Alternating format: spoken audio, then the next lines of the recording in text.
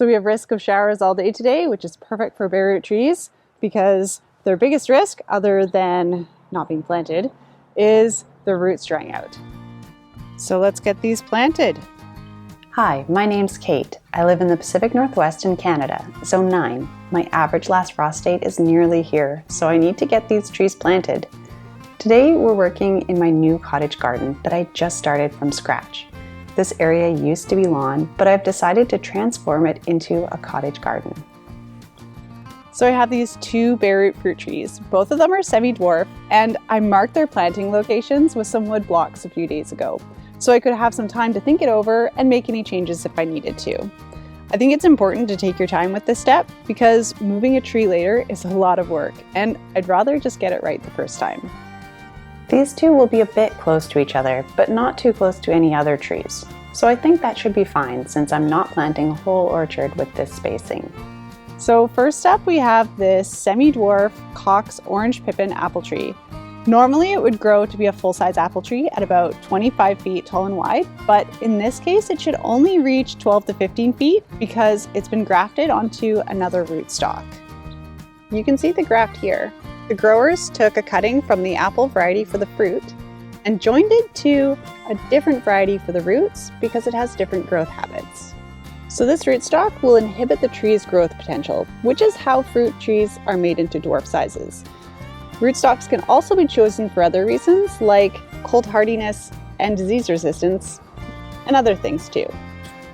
So this is the spot for the apples, so I'll get to it. Because this area is freshly sheet mulched to smother the grass, I've come up with a plan that should hopefully work. I'll get the fresh soil moved aside and cut an X in the cardboard. Then I'll remove the grass to plant the bare root tree normally. So this is a Cox orange Pippin apple. It's a long name and an old English variety, which I thought was fitting for a cottage garden. It's well known for its complex flavors ranging from pear, melon, orange, and mango. And I've never tried it, so let me know if I've made a good choice here. But it's susceptible to a variety of common apple diseases. Not sure how I missed that part when I chose it, but apple trees seem to grow easily here, so hopefully that won't be a problem. Now most apple trees require another apple variety for pollination. There's a few varieties that are self-pollinating, but this tree is not. So it will rely on my other apple tree for pollination. We planted it 2 years ago, and it's actually a multi-grafted apple tree. It has semi-dwarf rootstock and 5 apple varieties all grafted onto the same trunk: Arcane, Honeycrisp, Spartan, Chehalis, and Liberty.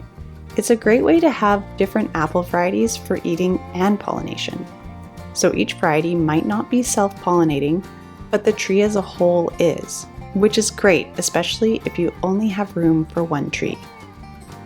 So I got the tree positioned and made sure the graft was above the soil level as suggested, which makes sense. We don't want to encourage rot on the trunk or allow the main stem to root. That would potentially let the tree grow to full size. Remember, the special rootstock is what keeps this tree small. Then I backfilled, doing my best to settle the soil into the roots, and watered to settle it in some more. Then I can move on to the second tree. This one is a semi-dwarf multi-grafted pear tree, and it has 5 varieties on it: Bartlett, Red Bartlett, Bosc, Rescue, and Flemish Beauty. So like an apple tree, the multiple varieties will help it with pollination so that the tree can set fruit. And we're gonna put it right about there. In my area, apples are fairly common, so if a neighbor had one, that would be another way to have a pollinator buddy for your apple tree. Pear trees, however, are less common here, so I want to be self-sufficient for this one, and these multiple varieties will do that for me. I'd have to say I'm a little worried about how this tree is growing. The growth from last year looks vigorous. I don't remember if the other ones at the nursery had such strong growth, but I don't remember this one standing out.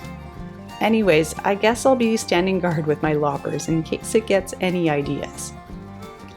Again, I got the tree positioned, but this time I paid close attention to the direction of each branch with regards to the other tree and the house.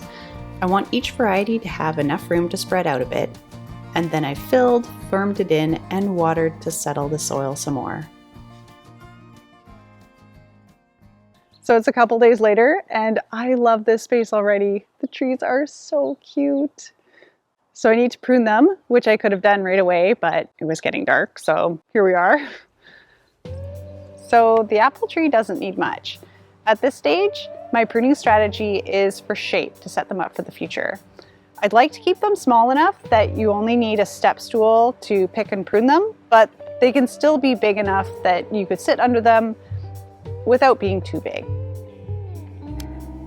I started with the basics of pruning. Remove any dead, diseased, or dying branches.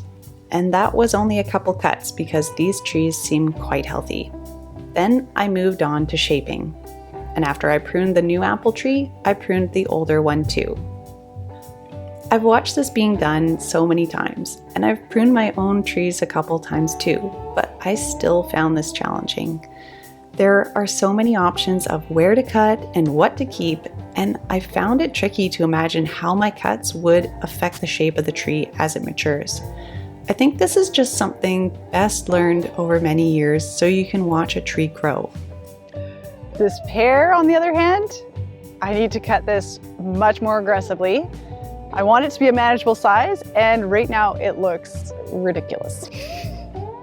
So here we go.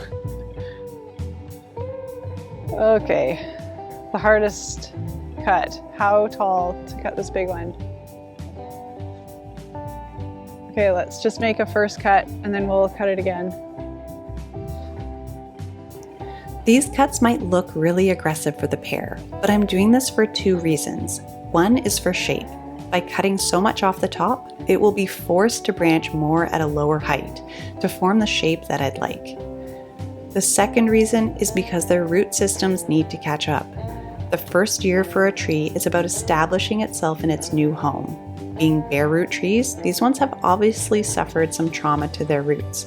So reducing their size will help them so they don't have to maintain so much new growth and foliage this summer. Otherwise, they might spread themselves thin, and a weak plant is more susceptible to illness and disease and won't be as hardy over the winter. So we want to make sure the size of the tree above ground matches what the roots can support.